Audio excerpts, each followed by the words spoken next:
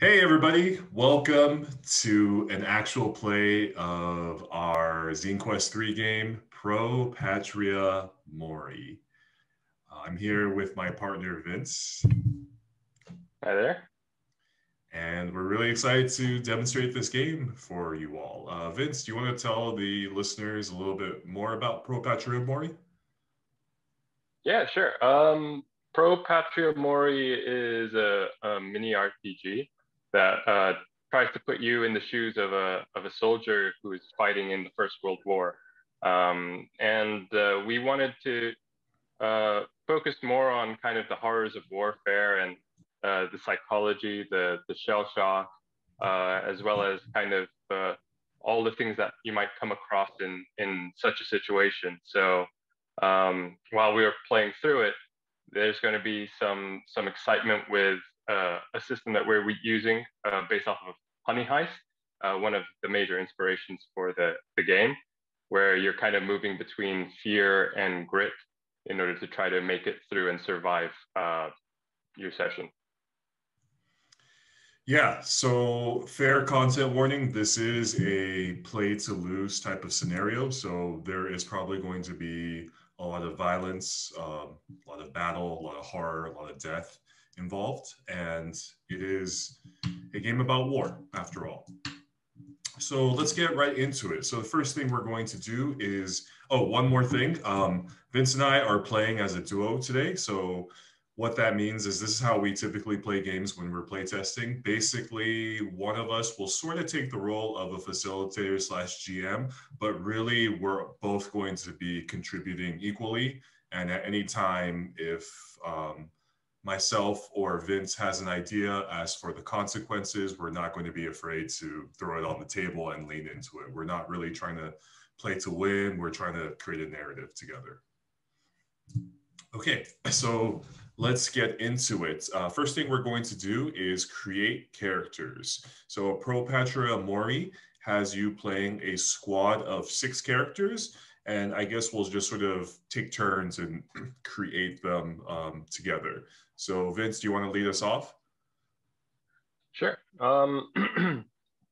Let's see. I'm going to start off with a corporal. So each kind like out of the 6 different character sheets that you have, you can get a choice of sergeant, corporal, lance corporal, private, and that's kind of just like a military hierarchy that you can use as a narrative to play around with giving orders and whatnot. So I'm going to start off with a corporal who's the second in command. I'm going to name my corporal. Let's see, Thomas Beckett. Thomas Beckett. So, And mhm, sorry, go ahead. so I guess we're playing the English today, huh? Yeah, I think that would be a nice way to do it. Um, Backstory wise, so I have to roll for my backstory. Let's see.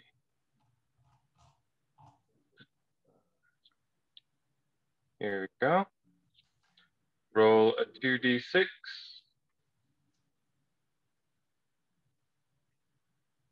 I get a 1 and a 6. 1 and a 6 is an Uh, orphan, or 61 is shell cool. shocked. Okay. Um, I'm going to pick orphan. I'm going to say Thomas Beckett. Um, his his background is that he uh, was orphaned when he was a young kid, and uh, he kind of was, you know, his life wasn't going too well. He was like kind of going into the streets and stuff, but he got picked up and taken care of by um, a a priest who kind of runs this uh, school for orphans, and he grew up in there. And when the war started, he was not exactly the right age to join, but he went over to the recruitment office and lied anyway. So he is underage for the war, but he's going there to do his part. Okay. And the next thing you roll for is a hope. Or I'm sorry, you don't roll for this. You come up with a hope. So what is Thomas Beckett's hope for the war? I think for Thomas, his hope is to find some acceptance in society, well, from uh, wherever he can find it. Uh, Being orphaned young, he lost his parental figures, so he's always looking for that kind of, uh, let's say, that safety, that people are kind of looking after him or accept him, and he feels that if he does his part and kind of returns a hero, that could be a thing he can look forward to. All right. So I'm going to roll for our sergeant who is going to lead our intrepid squad. So I'm rolling 2d6 and I got a 30 and a 5. So that is a career soldier, or 53 is a fishmonger. Ooh, good choices. What do you think? A career soldier or a fishmonger? I guess a career soldier makes sense. Mm-hmm. So a career soldier. So I think the name of this sergeant is going to be Michael Rooney. So Michael Rooney was a career soldier. He was already enlisted well before the war began and has thus far survived to become a grizzled veteran of His Majesty's Royal Forces. And I think Michael Rooney's hope is that he would like to see his family again. He has 2 young daughters as well as a wife waiting for him back in Manchester. Nice.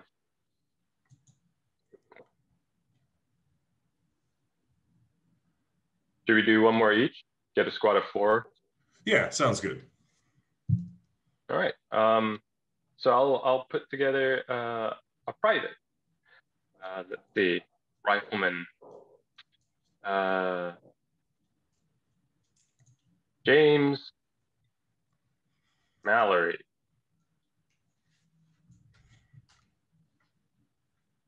And let's find out the story of James Mallory. 3'6" or 6'3"? Mercenary or a milkman? Um, Mercenary sounds intriguing, but I have to go with milkman. I think James. He's a part of his community. He comes from a rural town, and yeah, he's delivering milk out, and everybody knows him. Uh, you know, uh, by his first name, and they wave at him as he walks by, and he's a constant presence at the bar, in the pub, and when the war comes and people are being conscripted, um, he gets his letter in the post, and like all others, he doesn't shy away from it. It is his duty to follow through. So he sucks it up and goes off to get his uniform. Fantastic. And hope wise, yeah, he just hopes to kind of get the job done and get back home. So go back to the rural town that it's nice and peaceful, and return back to his. Awesome. So I'm going to generate one more private, and I'm going to call this private. What I usually like to do when I play this game is just think of English footballers and take 2 names and kind of combine them together. So how about Owen? Owen Barkley. Usually works out okay in terms of very British names. And I'm going to roll on the backstory.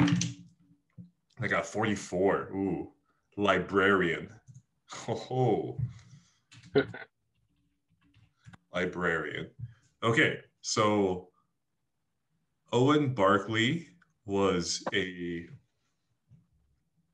student librarian at Vince. What's the school in London called? The Imperial College, something like that. The King's College? King's College. Okay, so he's a student librarian at King's College, working on his doctorate in British literature. And when he was called up to serve, just like all able-bodied males his age at the time, and Owen's sole hope in life is to finish school.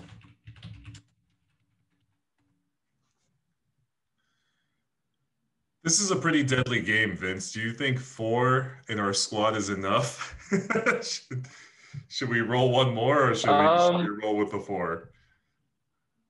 I think we can roll with the 4, and then if the need arises, we can introduce someone from the battlefield. Yeah, we find somebody like, hey, take their place.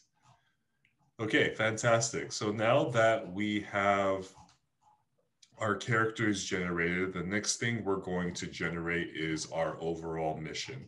So Pro Patria Mori is built on a series of D6 generators. You saw us use the backstory generators to help us come up with our characters. There is also a mission generator to help structure the overall sort of goal of the game. This is inspired by Blades in the Dark, the mission system in that RPG.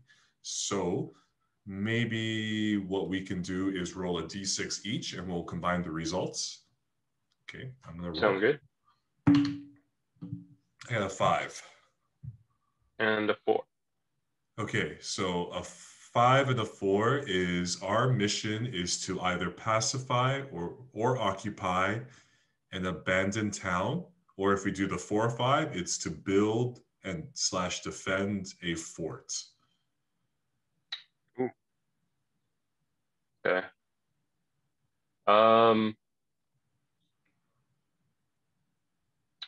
I think occupying an abandoned town kind of seems interesting.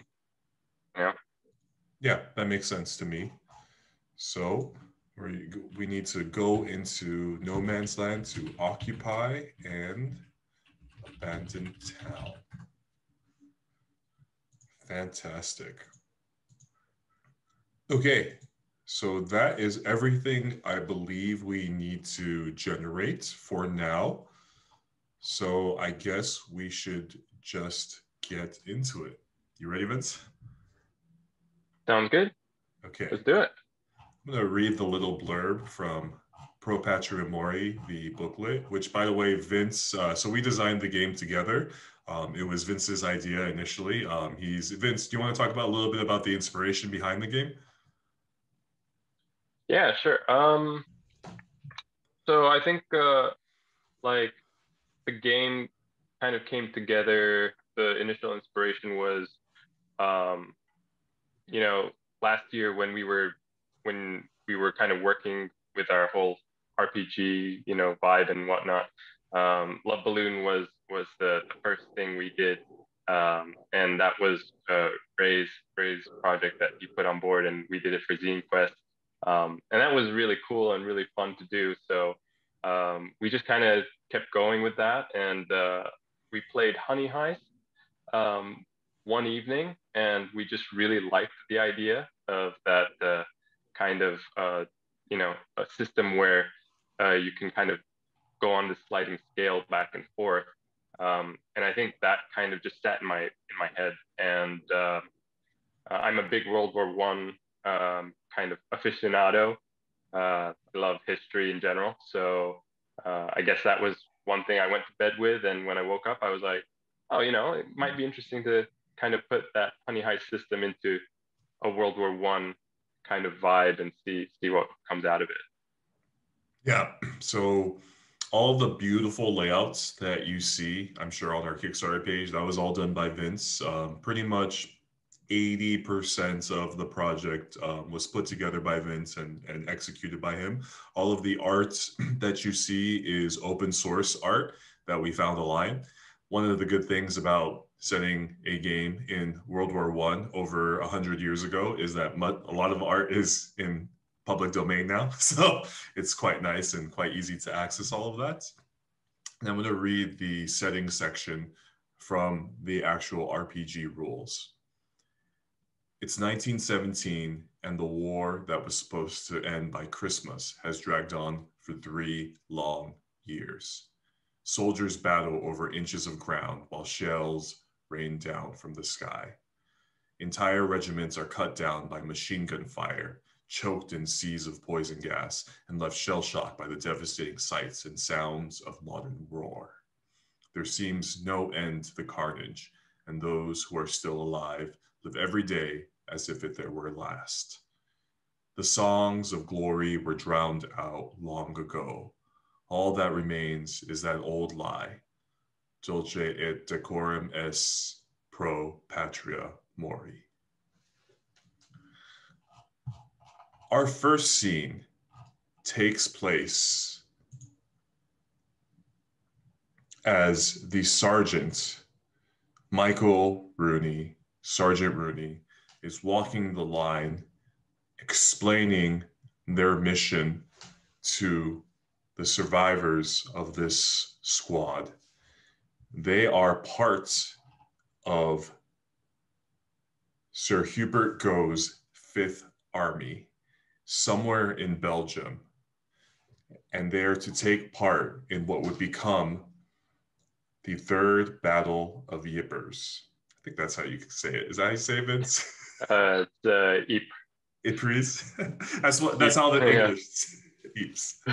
I'm sorry. I'm sorry to any of my Belgium homies out there watching. As Sergeant Rooney explains their missions, each of the members of the squad thinks back to their time before. So let's start with Corporal Beckett. What is Corporal Beckett thinking of in this moment? Um, Corporal Beckett is listening over you know, um, all the shells that are kind of exploding in the distance, and you hear this like reverberation just kind of emanating across the battlefield. It's like, and he's kind of just standing there and shivering a bit to himself, and he can't help but remember back during his times on the streets of London, as an orphan, abandoned, kind of during the winter times. It's very cold, and it's difficult to to really find any place of comfort. And the trenches seem to mirror that in many ways. And it's cold and damp, and there are rodents running about. But he keeps on with the spirit, and like he's holding on to his rifle, and just listening to the sergeant as he gets his orders. I think at that moment, Sergeant Rooney looks at Corporal Beckett as he seems to be tuned out a little bit, and he says, "Lad, are you listening?" Uh, yes, sir. Hear you loud and clear, sir. Sergeant Rooney gulps, and you see his Adam's apple just pronounced as it goes down. And Sergeant Rooney thinks back at his own children And he thinks that Corporal Beckett, skinny bones that he is, can't be more than a year or two away from his own children.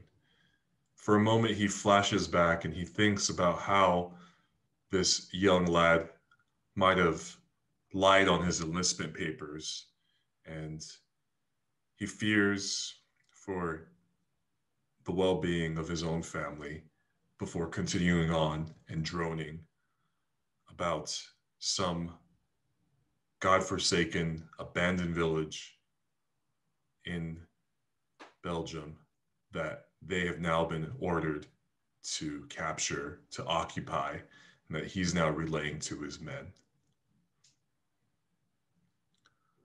What about Private Mallory? What is Private Mallory thinking of in this moment? Private Mallory uh, is a little bit more present in the situation than Thomas Beckett. You know, like everyone can see this nervous twitch about him, almost as if he's reacting to every explosion or every sound of a rifle. Um, but he's just staring intently at the sergeant, and he can't wait to go into battle. Not because he's you know aggressive or anything, but he just wants to get it done and over.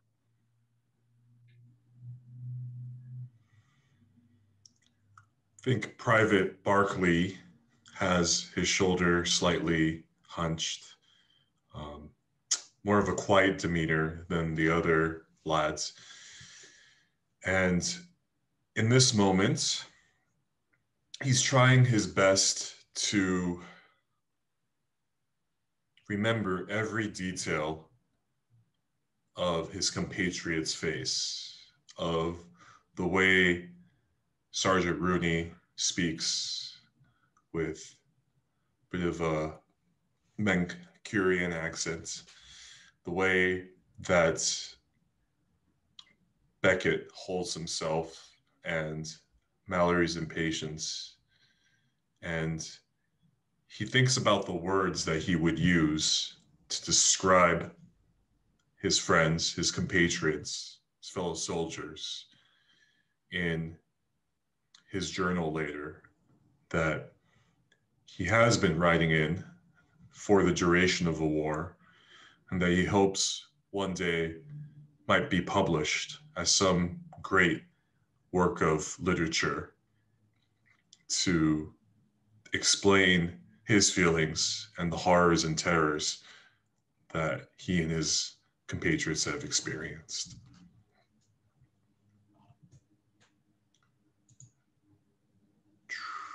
So, the mission is clear, and the soldiers take the evening to gather their wits, their thoughts, their equipment before setting off.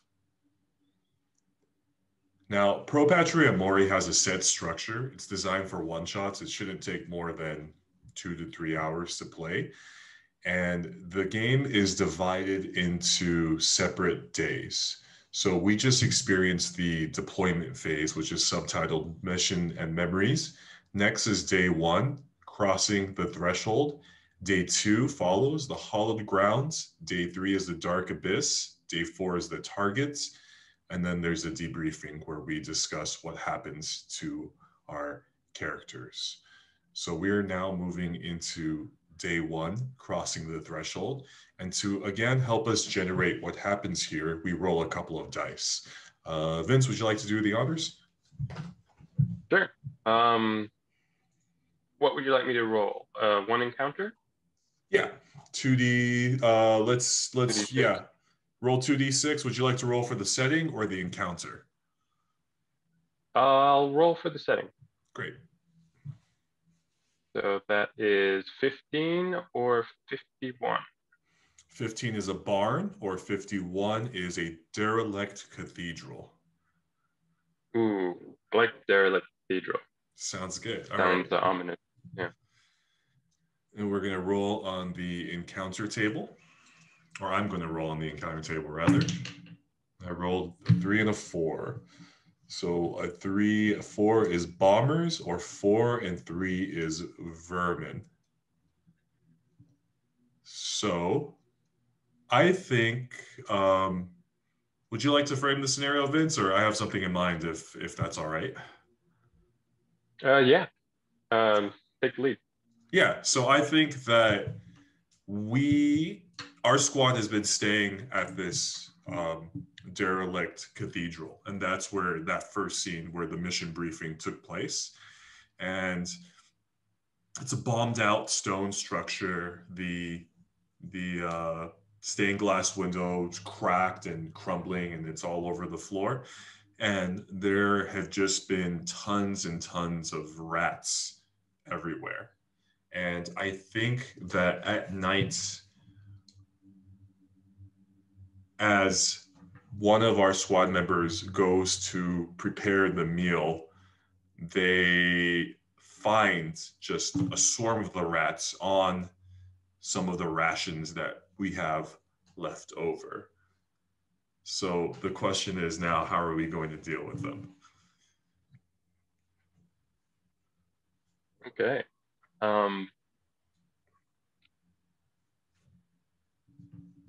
I think Thomas Beckett, just kind of he sees the rats kind of like all gathering and crawling all over their supplies and their rations, and he he's seen this already. He's been on the front lines for a couple of months now, and this is just a daily thing that they have to face, and he kind of goes in there and just blankly, just starts taking the rations and kicks away the rodents, and wants to collect as much as possible to save it up. Yeah, and I think as Corporal Beckett does that, these rats, they're accustomed to living here already. As far as they're concerned, these soldiers are the intruders, and they're giant rats. They're like yay big, right? And I think one in particular, with maybe a hardtack biscuit in his mouth, just kind of screeches at him at that moment, and maybe makes to go and bite Corporal Beckett. What does Beckett do? Beckett Beckett takes his Winchester in hand, and using the butt, just goes in and tries to strike it. Awesome. So this is a good opportunity to introduce our resolution mechanic for the game. So in Pro Patria Mori, soldiers have two stats, fear and grit. Both start at 3, and it's a bicameral stat system inspired by Honey Heist. So you choose either to roll with your fear or your grit. And grit represents sort of your soldier, your hardened experience, your training, your military experience, basically. And the goal is to roll a single d6 and to roll under the current stat. And if you succeed in either, if you fail, your fear goes up. And if you succeed when you're using grit, your grit goes up. So in this moment, would you like to use fear or grit? Or is Beckett using fear or grit? I think Beckett is using grit. It's he's not shying away from the task at hand, and he's just going in and doing it straight up. So he's using his grit. Cool. So that's 1d6. Okay. Rolling. A 6. Which is a failure. What happens here? Oh, So Beckett's fear goes up by 1 too. okay.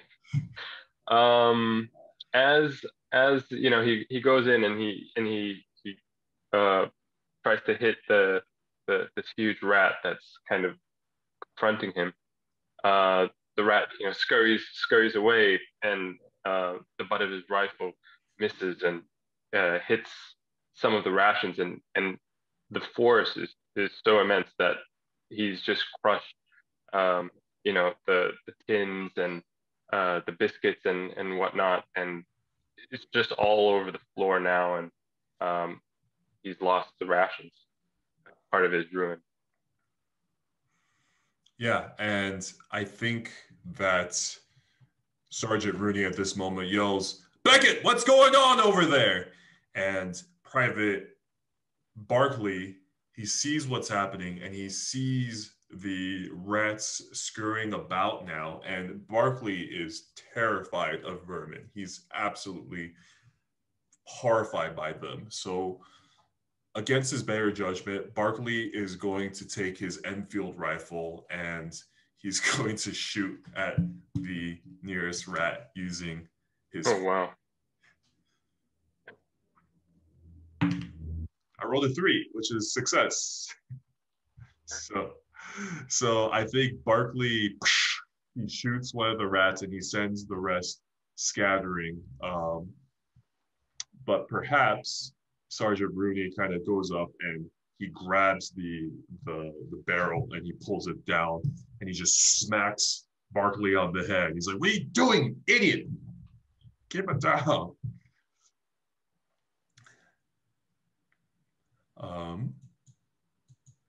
And I think with that, that might be our second scene. Do you have anything to add to that, Vince, with your characters?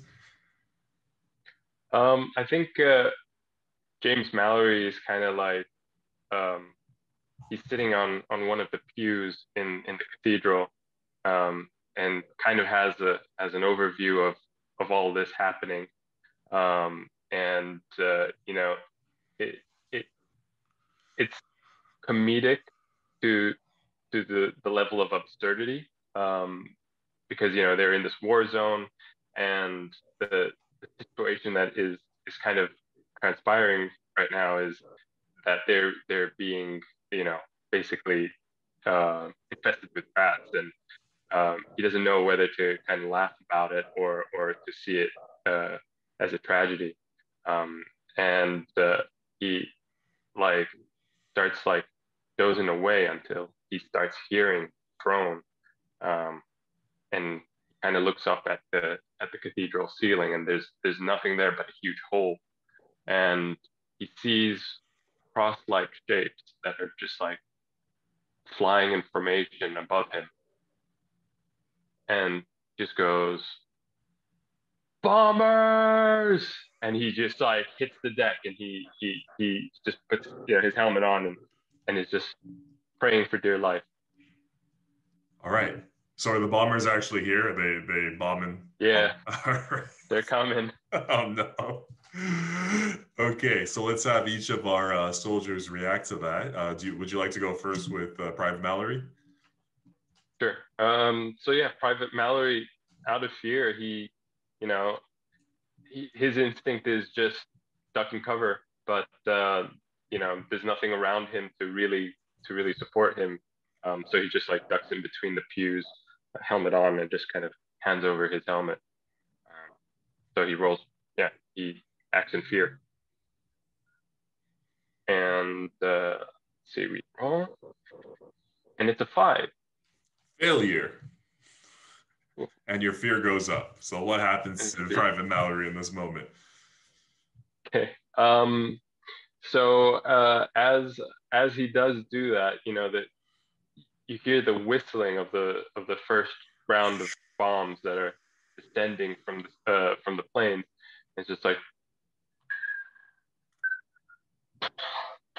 and just everything in the cathedral just starts, you know, erupting in dust and smoke. And uh, one has a direct hit on a pillar in the cathedral, on the side of the cathedral, and it just starts collapsing, and part of it collapses in the direction of Mallory himself. and it just like this whole amount of dust just kind of just flows over him like a wave. Yeah, and so I think the wave of dust kind of goes over Mallory and he begins coughing and there's just sort of rubble and debris kind of falling over it. And I think Sergeant Rooney in this moment is going to try to grab Mallory and to move him aside before he gets hit by a particularly large chunk of stone falling from the top of this cathedral now. And he's going to use his grit because he's a career soldier after all. And he rolled a 3, which is a success, which means his grit goes up by 1. And Sergeant Rooney grabs him just in the nick of time as the stone falls and would have crushed the left side of Private Mallory's leg. And then he says, "Get down, over there, over there." And he sort of ducks them over, and the bombs continue dropping all around them for what seems like an eternity, the earth shaking all around our poor hapless soldiers, before, after just a couple of minutes, that it stops again and it's all clear.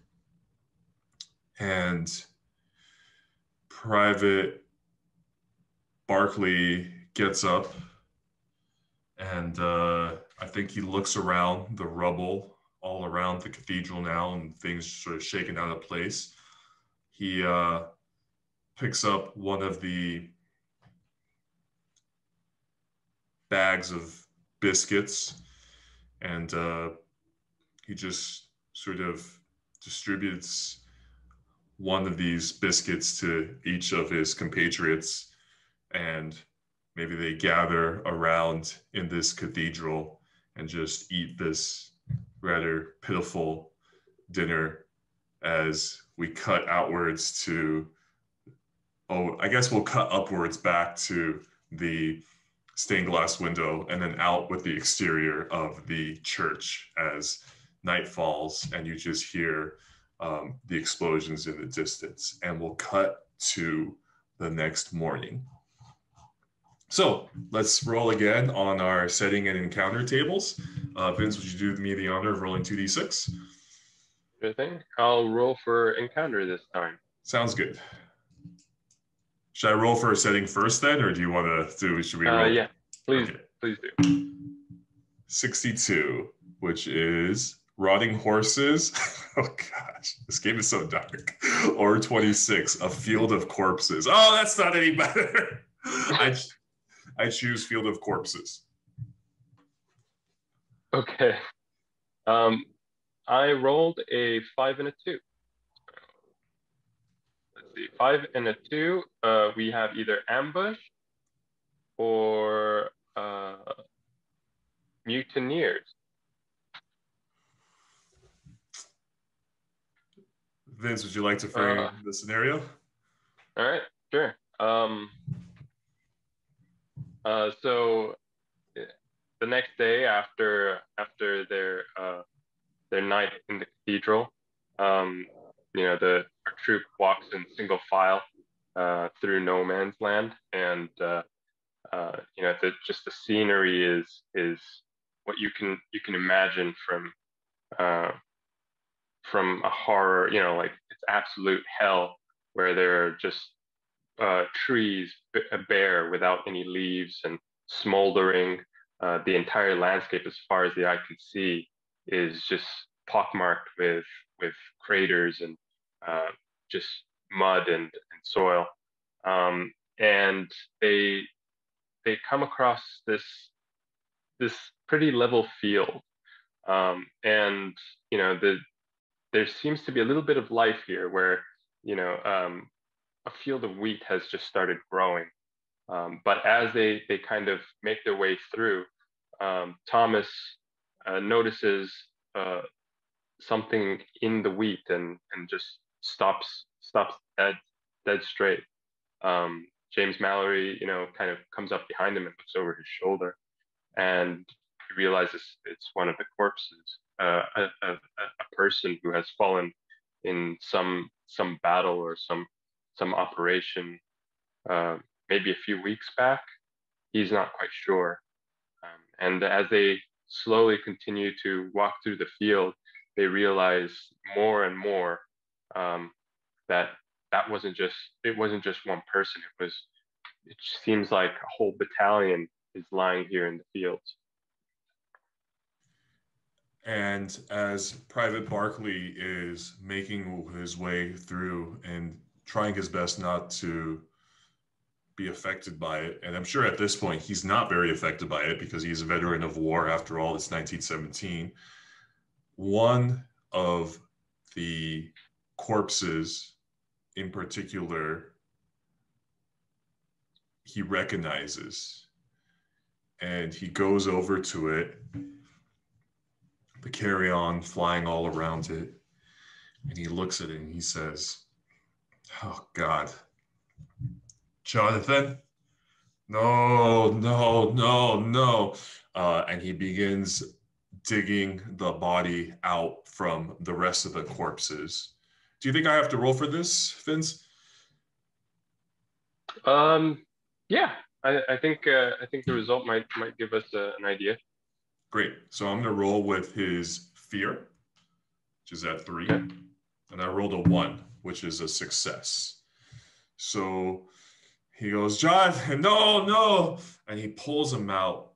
And it is a unremarkable in all words, in all aspects of the word, unremarkable person around the same age as Owen. But he just begins sort of cradling the body and just sobbing uncontrollably.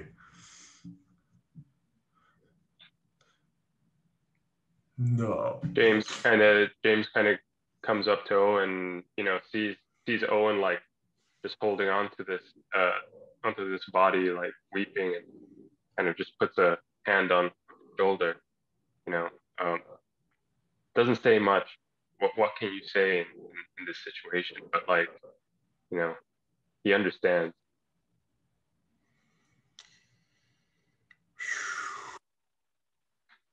And I think Beckett.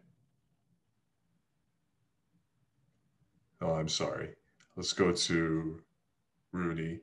Sergeant Rooney just sort of beckons his men and just tells them to continue pushing forward. And the others sort of leave Owen as he's mourning over there and just begin to push on with their gear, sort of trudging ahead.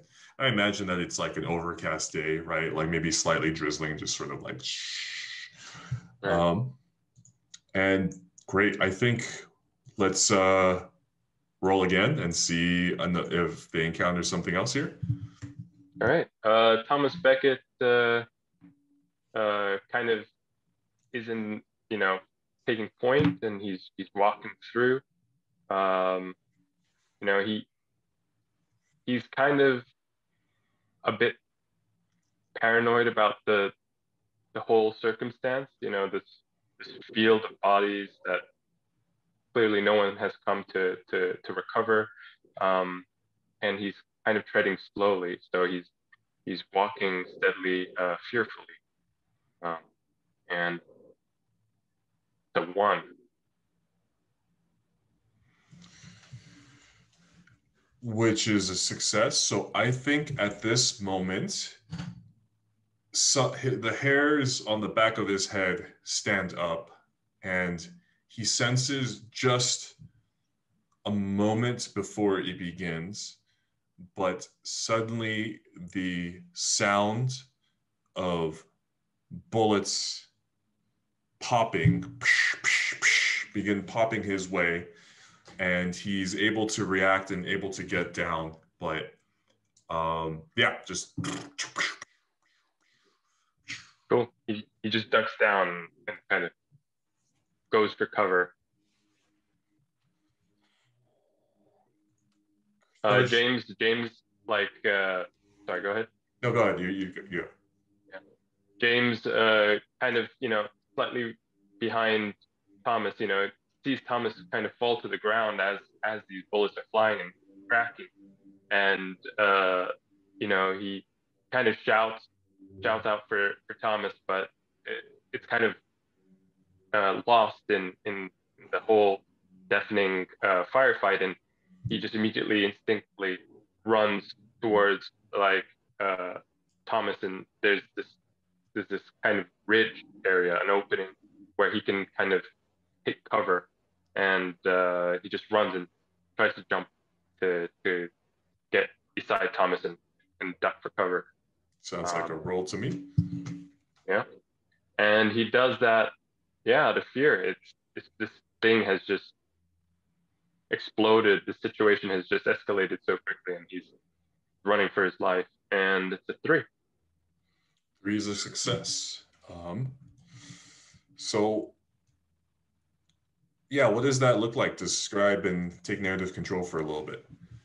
Perfect. So yeah, as he's running up, he sees like just you hear the bullets like whizzing by his head, so and just dust and mud is being kicked up by rounds that are impacting the ground, and he runs and he just dives next to this muddy bank that Thomas is hiding behind, and he just like kind of dives in with his shoulder, and he's taking his Enfield rifle and kind of like playing with the bolt, and there's just like mud and muck all over it, and he's just fighting it to get a bullet loaded and get ready to kind of fire. At the same time, he's looking back, and he sees Barkley and Rooney behind it, and he's like, "Sergeant, we got company!" As he's fiddling around with his sidearm, his rifle. I think at this moment, Barkley just has a look of rage on his face, and he's just gripping his Enfield rifle really, really tight. And he's going to go out and he's going to use his fear, thinking back to his fallen comrade, Jonathan, former schoolmate of his. And he's going to try to pop out and just, with no regard for himself, try to take out the soldiers and peek out and try and take a shot at them. Yeah. Using fear, rolling a d6. I rolled a 6, which is a failure. What happens to Barkley here? Oh boy, Barkley. I think he kind of he was holding his ground when he should have ducked, and the thing about this ambush is that these soldiers, the enemy soldiers, are so well hidden, and like even though you're like looking out and you're seeing the flashes, it's like really hard to see kind of where the who's behind the flashes or what's there, and he just kind of starts firing with his rifle, defiantly trying to seize control of the situation, and just makes himself a target, and bam, takes one in the shoulder. So I'm going to take an injury there. And I think that Rooney, the commanding officer, is going to look back, and then he's going to look to Private Mallory, and he's going to signal for Mallory to get around and to try to flank these men, and order him to flank them while he provides covering fire. He's like, go around, and he's going to sort of pop out, and he's only got a revolver with his Webley revolver, where he's going to peek out. He's going to peek out with his binoculars first, and he's going to try and set him up and trying to see if he gets a good look at whoever is ambushing them. He's going to use his grit, which is a 4, and he rolled a 5, so he fails. Oh. So Oh boy. I think what happens here is he peeks out. You think this would be an appropriate time for our first death? Um, I think we can hold on a little bit, you know.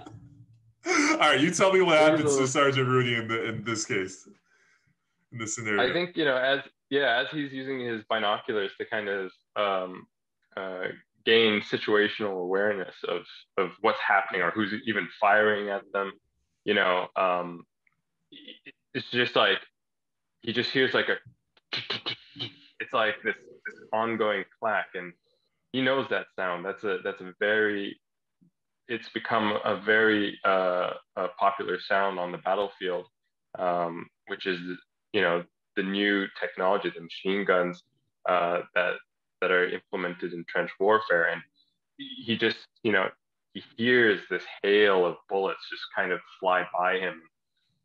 It's just the situation is untenable. So, you know, he again also hits the ground. He's not gonna peak for that. Maybe he's gonna order some of his men to yeah, create a distraction or something. But he fails to find out what's going on. All right, so just to clarify, the situation is our squad is pinned behind a ridge under gunfire and machine gun fire. Private Barkley just got shot in the shoulder after trying to do something, avenge his friend. And Sergeant Rooney has ordered Private Mallory to go around and try to flank or try to get the jump on these assailants. Gonna see how Mallory does here. All right, Mallory. Yeah, Mallory. You know, he hears the orders of the sergeant, and against nature and his like his want to just stay in place. You know, he sucks it up, and he kind of looks over and he sees the ridge, you know, going to his left down and into like what looks like a large crater, and you know, he hopes to kind of go through that way and flank around the enemy. So out of out of fear, yeah, out of fear of just like just the situation, he grabs onto his rifle and like just starts running down the ridge and into the crater. Uh, so a two. Success. All right. So what does he see once he gets down onto the crater? And as he kind of like, you know, slumps down and his one of his boots is just like kind of into the mud. You know, he's like pulling himself, and he slowly just starts creeping over the edge of the crater, and he sees from the side like this squad of six soldiers, and you know they're manning this machine gun and they're firing on his sergeant's position, and then there's two, three riflemen kind of doing the same, holding a line, and keeping that fire on Six? the rest of his. Yeah. You really don't want our men to make it out alive. Hey, this is, you know, this is war. They've unfortunately come across a well placed ambush.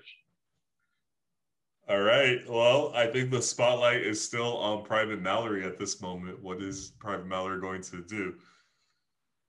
All right. Yeah, he sees his opening, and like, you know, he he's he's able to kind of gauge the distance, and he's just pulling out one of those mill bombs, and he uses his grit to lob it over. So he's got And 4 fear and 2 grit. So that means you need to roll a 2 or under. then he fearfully no, he wouldn't do that.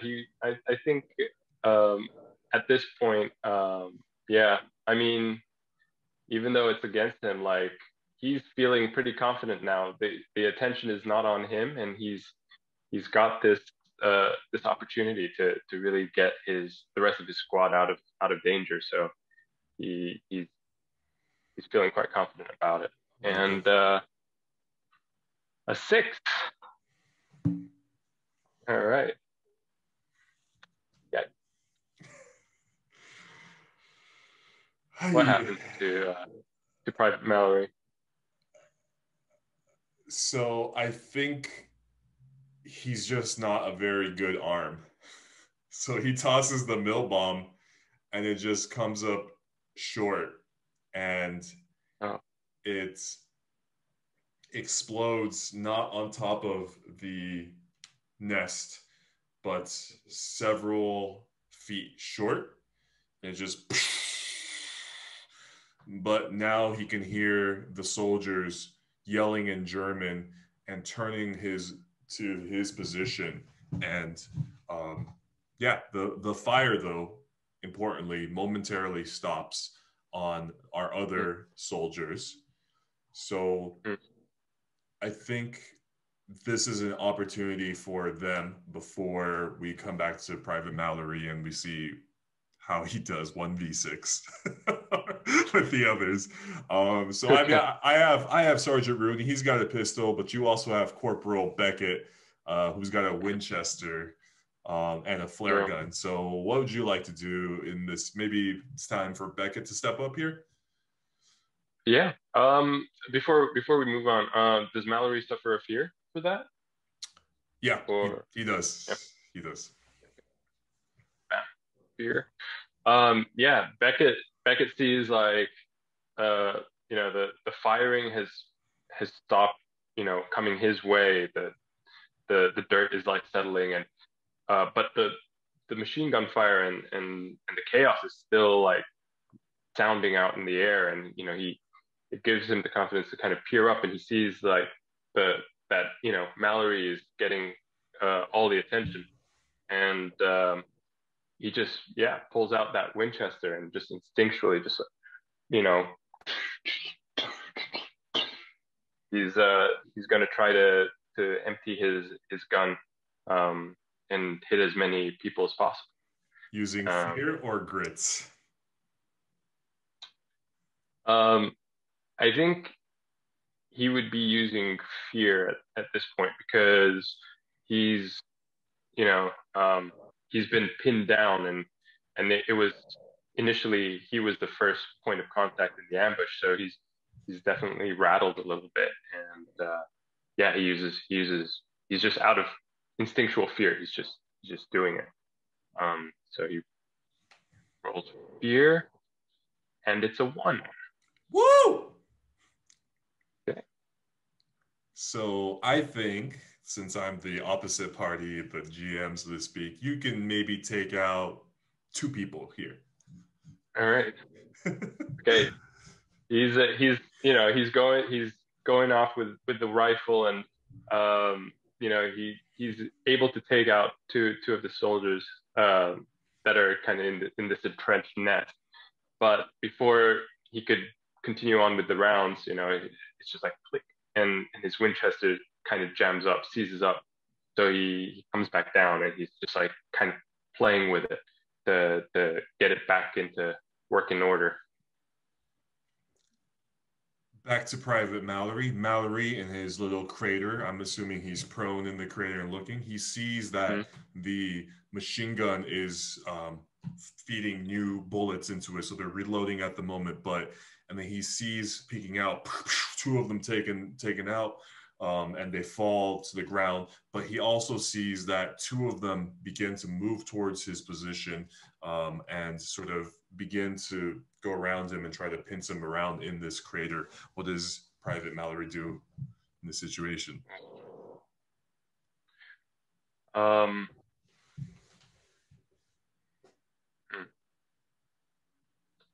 so he kind of he knows he's gonna be encircled, and he's gonna he's hopefully gonna try to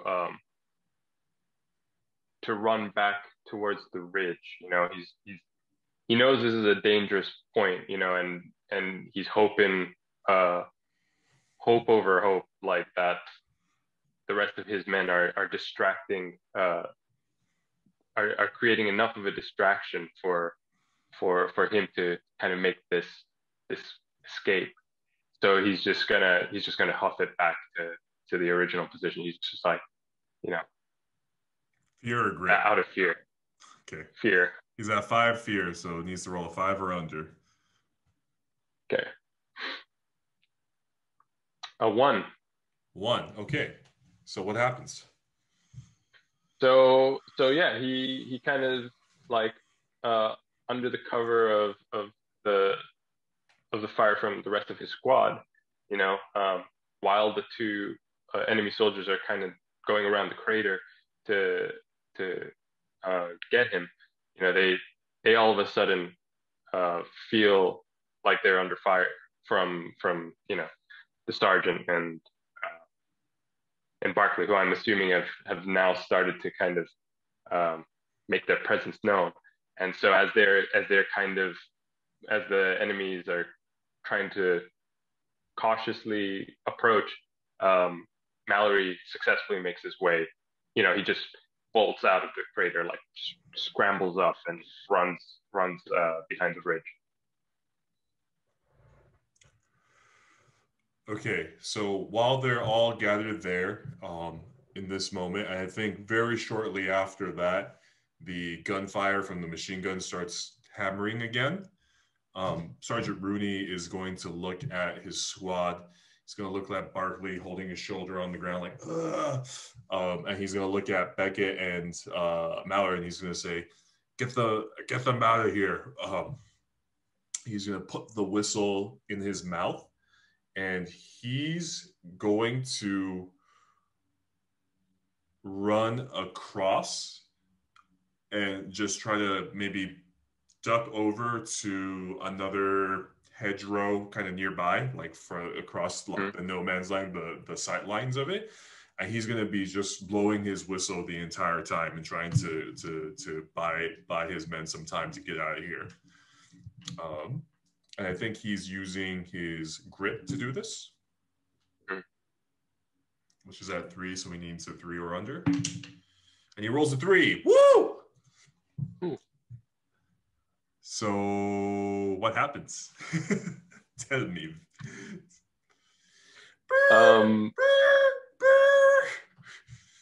So yeah, I think you know, Sergeant Rooney just does it. He kind of like he's a seasoned veteran at this point, and you know, he's got that officer's grit, the stuff that is kind of famed in military circles, where it's like, to be an officer, you need to be just brave and not really, you know, braced under pressure. And he's just gone over the top, and the violence, you know, in this moment. Yeah, and he's not even like running, you know, to be like an elusive target. He's just kind of like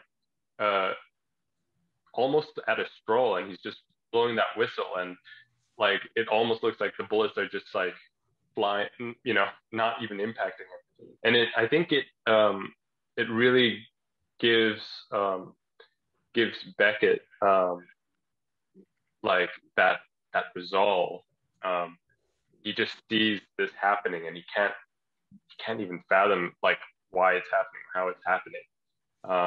And he kind of just yells out, and you know, just starts running. He just goes over the ridge, and he just starts running at the enemy machine gun nest, and you know, his Winchester rifle in hand, and he's just trying to cover ground and connect.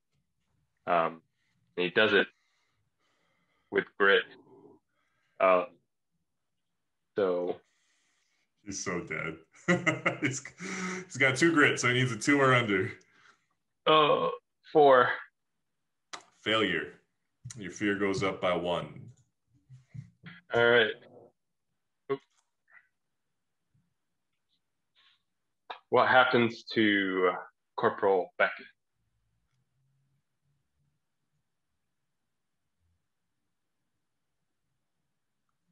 I think he gets mowed down. I mean, Okay. he's running Yeah, straight makes towards a sense. machine gun nest, right? So, Right. would you like to describe Beckett's last moments? Sure. Yeah, he kind of he goes over the ridge and he's just running towards the nest and um you know everything just slows down for him. Everyone is just moving at a snail's pace and um he can almost see the bullets like in midair, as they're going by. Um and the percussive action of the machine gun just like this deep like and the brass just slowly kind of you know uh flaring out from the machine gun and that's the last thing he sees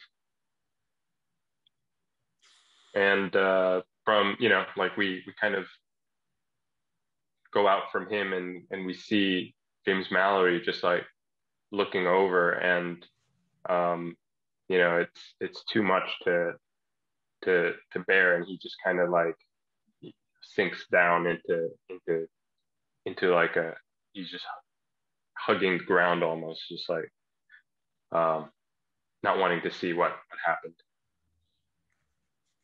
Yeah, I think it's pin needles, right? Just Hmm. like he can just kind of ragdolls, and it's we go from that slow motion towards the and Mallory sinking down the ground. But Mallory and Barkley have issues too because the two flanking soldiers are now sort of upon them.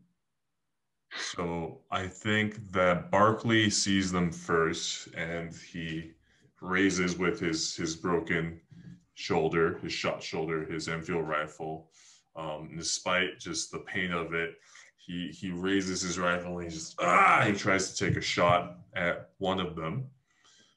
He's going to use his fear, which is at 4. He rolled a 6. um I think okay, you rolled already. Yeah, sorry. Do you want to re-roll and Mallory assists? Sure. All right. We can do that. Yeah. We don't all have to die right Mal now, right? Okay, so we don't have assists as written in the rules. So what do you think this looks like, Vince? um I think assist is I think an assist is a 2d6 um and one of them needs to succeed. That seems very And if generous. I think an assist is a -1 to the roll. all right, we can go with that. All right. This 2d6 is way too generous. All right, so instead of a 4 now, then I need a 5 or under for Private Barkley. I rolled a 1. So Nice. I think as as he's being dragged by Private Mallory or kind of leaning on him, he just kind of sees these two Germans popping up, and he kind of half raises his Enfield, and he screams in pain as the recoil basically rips his shoulder apart that it just got shut off. But he gets a clean hit on one of the soldiers chasing him, leaving one more for Private Mallory to deal with.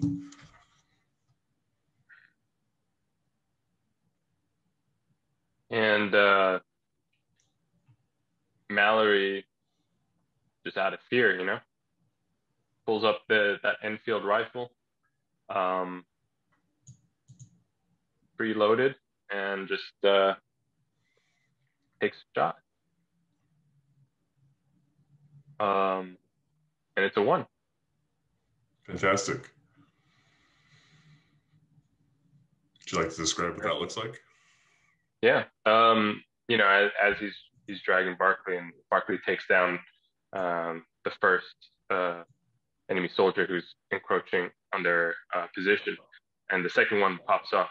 Um, you know, Mallory just instinctively pulls up the Enfield, drops Barkley, and aligns the shot, and the second soldier just kind of slumps over and tumbles to the ground unceremoniously, um, you know, uh, and just all is silent on the ridge. Mm-hmm. And I think at that point, what ends up happening is Mallory and Barkley kind of limp back towards where they came from, and sometime later they find Rooney again, and maybe it's a moment where they're almost shooting each other, but then they don't, and then they just basically decide to go back from where they came from and to seek a long way out. And I think with that we can cut to night somewhere in the countryside of Belgium, where they are gathered, no fire, but they're slumped maybe in an abandoned barn somewhere. And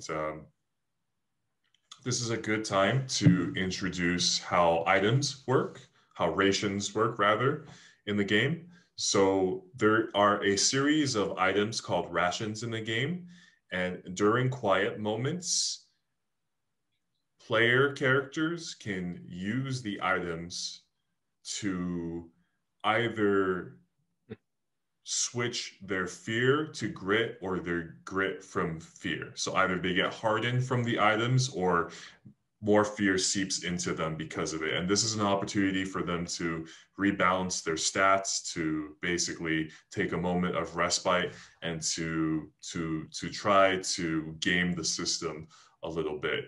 So Vince, would you like to go first with one of your characters? Yeah, sure. Just to confirm, Beckett is dead, right? Beckett is dead. Yeah. So, okay. Um, Mallory, um, yeah, Mallory is um, kind of in this barn, sitting up back against the wall, and kind of looking at this biscuit tin, one of the tins that was handed out during the uh, moment the squad had in the derelict cathedral. And he kind of takes a bite and savors the moment, and kind of looks up, and it reminds him of that young lad who was trying to kill a rat with the butt of his Winchester. Um, and it it's a can't believe that young lad is gone now. Um, but in the back of his mind, he knows that they're all here to do their country proud, and the best he can do now is to make sure that Corporal Beckett, um, they see the job through, not just for their country, but for the corporal as well. And so it instills him with grit.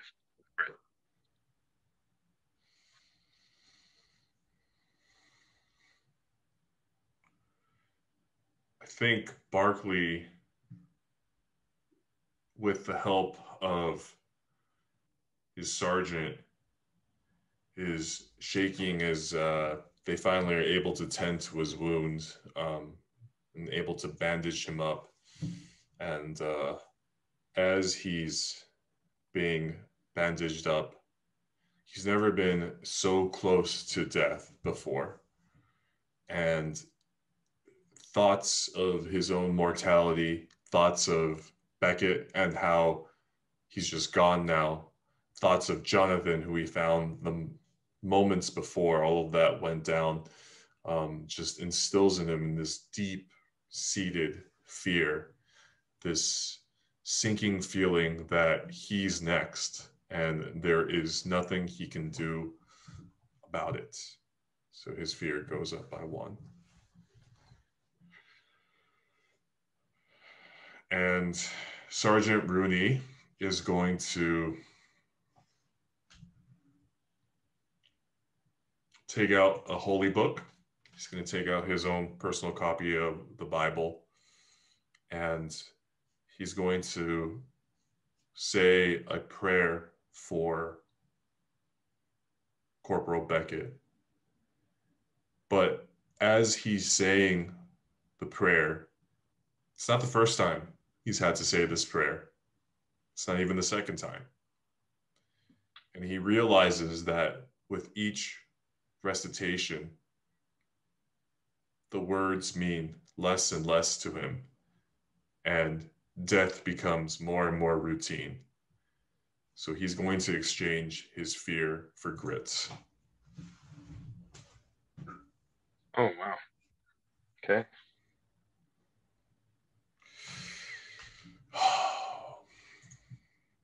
All right. We are now on day 4, the target. Day 4, Act 4. The days are kind of, but nonetheless, we're in Act 4, the target. So we are here at our targets. The squad, what remains of them, comes up upon this abandoned town, and let's say rendezvous with a couple of more squads, 2 more squads, maybe 12 men in total, told to hold this town. And each of the members look worse for wear, just like our men.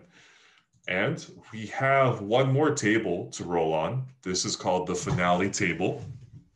This is what awaits in the end. It's a D6. Vince, would you like to do the honors?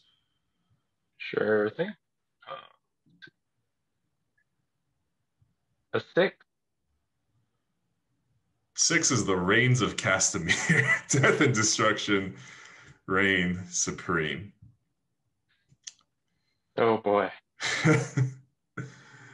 Okay. So this abandoned town sits at the junction of the Third Army's flank. And I think that this abandoned town is right in the path of the German forces' counterattack. And what kind of machinery do the Germans have at this stage in the war, Vince? I think it depends on kind of like situation and whatnot, but they would have at their disposal, they were fiddling around with the idea of A-70 tanks, which were like these huge behemoth, like armored structures. They would have like a crew of like 10 or 12 of them in there with machine guns and whatnot. They would have people with flamethrowers.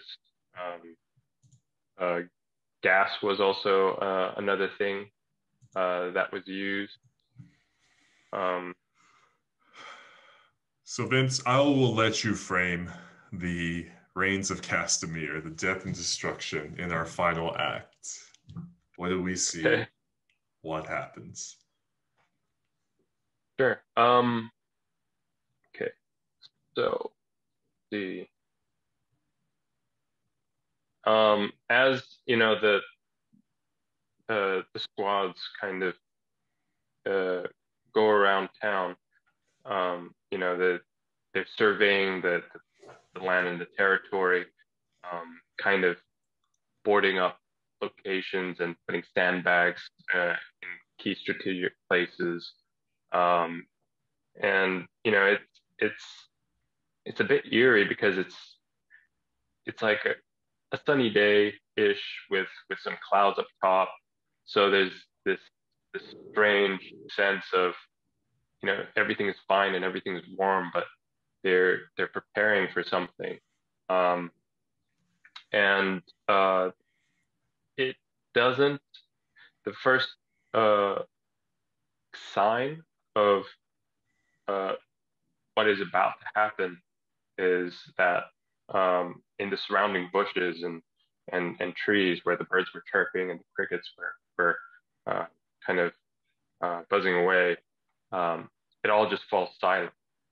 And you know, Mallory's like kind of talking with soldiers of the other squad members, and this silence, you know, everyone picks it up, and there's just this resounding kind of screech that follows it. And you know, in the distance they start seeing lines like lines of explosions, and it slowly starts creeping towards the town.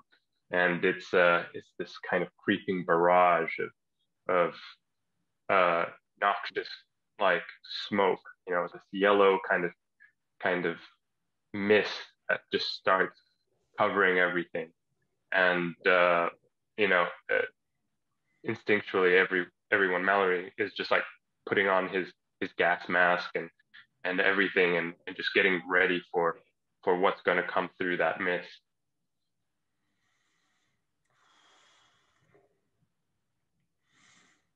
Yikes. This is not good. Oh man. And I think Mallory gets first crack, right? Let's say. So what does come out of the mist, and what does Mallory see? Um, Mallory sees uh, an enemy soldier, just a regular enemy soldier, and with a gas mask, you know, and helmet on. Um, uh, Actually, he hears the soldier before he sees him. You know, he hears the like going through the mask. Um, he knows that this mist is dangerous. That this isn't smoke from an explosion. It's deadly, and the enemy soldier coming through with a gas mask is a sign of that. And you know, um, through the Coke bottle like frames of his gas mask, you know, it's really difficult for him to kind of gauge how far the enemy is, or even line up his rifle. Um, but he's not waiting for the sergeant.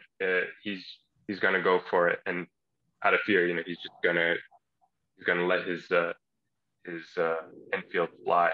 So he fires out of fear, and that's a 5. It's a failure. Oh, okay. Um, how I does he fail? I think he misses. He just misses. He Hmm. shoots, but you see that soldier duck. Sergeant Mallory, or Sergeant Rudy rather, yells at him. It's like, "What are you doing, you idiot? Wait for orders." The entire line just is like looking up and down, and it's not just him. His fire ends signals to some of the other soldiers from the other squads, Canadian soldiers, and whatnot, to also fire. So there's just a smattering of small arms fire. And you see the soldier with a gas mask sort of ducking behind and sort of signaling back, and he goes back into the mist basically. And for a moment, for several moments, several tens of minutes, it's quiet. But then all of a sudden, there's a whistling. And this whistling is all too familiar for all of the soldiers present. The high-pitched squeal, the can only mean one thing. The true terror of World War I, artillery. And it begins raining down on this town. Mallory looks to his compatriots, and again, there's only one thing you can really do in this situation, and that's to duck and to cover and to see and to pray, basically. So Michael Rooney, Sergeant Rooney, is going to hold on for his dear life using grit. Is that 5 grit? 3, success, which means he gets 6. He gets a 6 fear or a 6 grit. And when a soldier gets 6 grit, so there are end states for both getting 6 grit and 6 fear. If you reach 6 grit, you lose part of your humanity, and your actions will forever haunt you even if you survive. Should you reach the end of the game alive, you show how hardening has affected your hopes and / or backstory. So that's sort of the state that he's in. And then if he rolls another success with his grit, then they may choose to die for country or comrades and achieve the old lie, pro patria mori. But for now, he's just hardened. So I think he just holds on. And that's what you see in this moment as the artillery rains all around them. And let's see what happens to our other soldiers.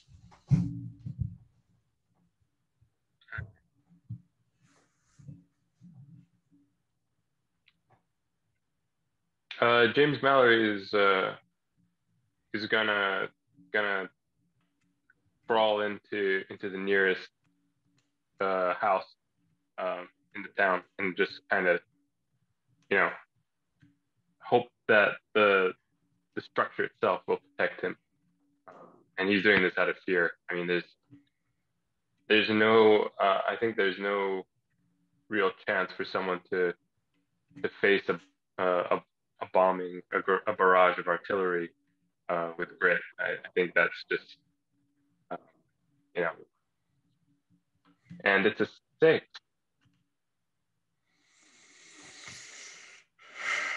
That's a failure. So Private Mallory reaches 6 fear, and the end state for fear is shell-shocked. If you reach 6 fear, your cowardice has led to an irrational decision that has led to either your death or abandoning your compatriots. Describe what happens and how. Note that your character does not receive a military medal if they die of shell shock. Oh man. Ay ay ay. Yeah. Mallory like makes it into the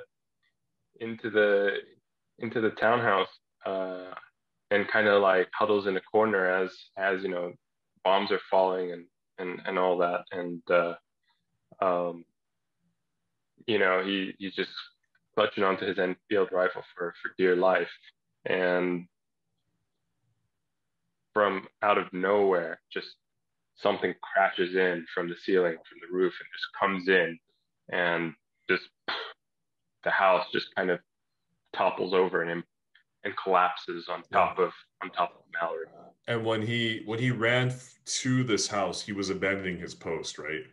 So yeah, he just. Okay, let's see how Private Barkley does. I think Private Barkley is also using fear here.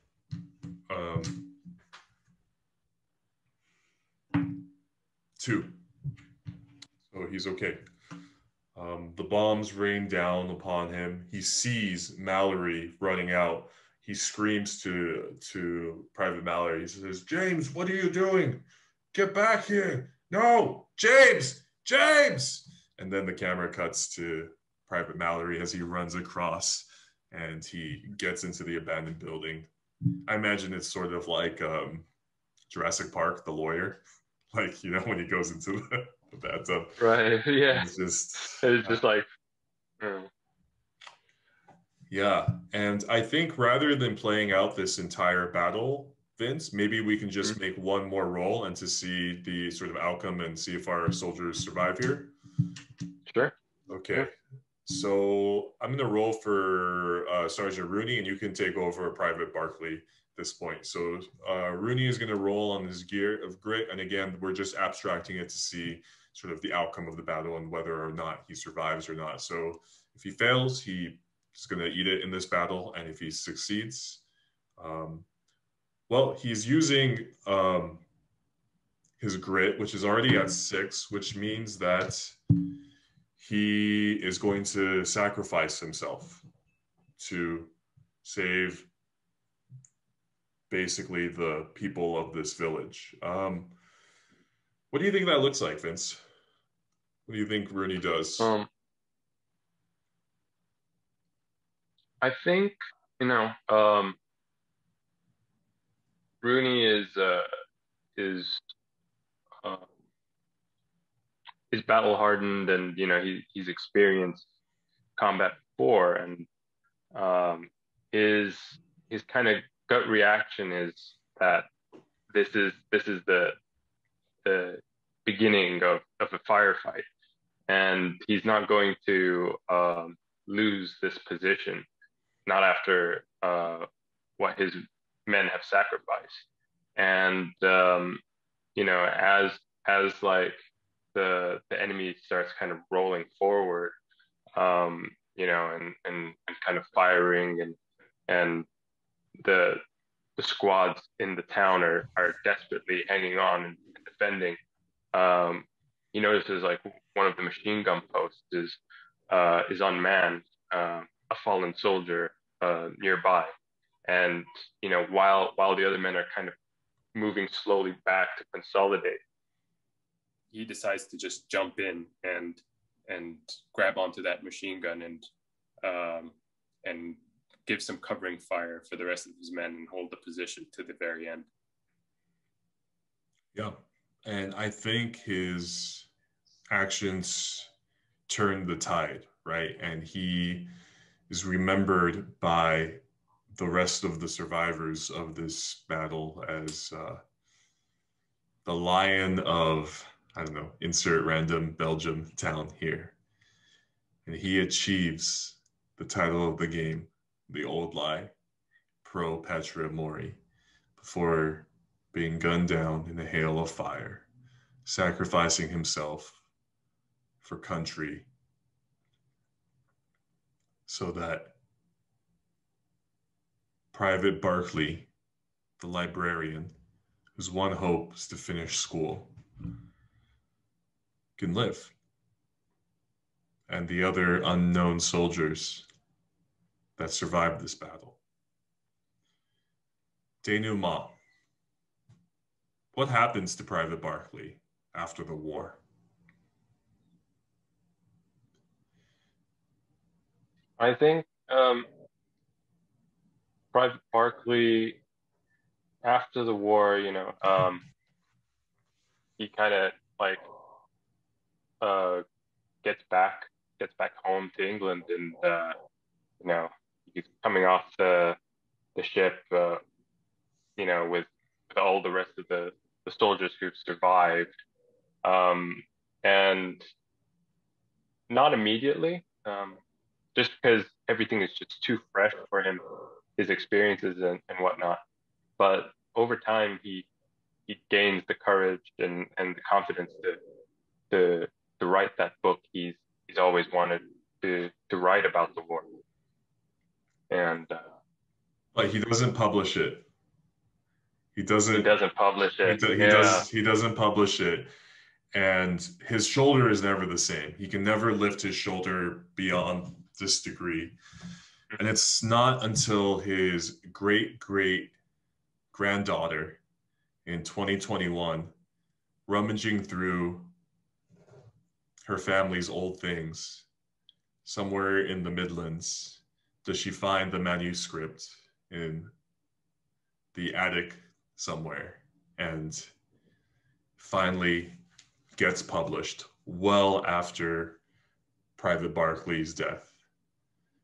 And in it are the stories of Corporal Beckett, Private Mallory, Sergeant Rooney, and his school friend, Jonathan, and all of the horrors and terrors of the Great War and the old lie, Pro Patria Mori. Perfect. Yeah. Yeah. So, viewers, that was Pro Patria Mori. Thoughts, Vince, after the game? Yeah. It felt, it was such an interesting dynamic to see these characters and kind of pitting them into these moments. And you know, I think for me the highlight was kind of Thomas Beckett, kind of when he went down in machine gun fire. That was a very unfortunate moment.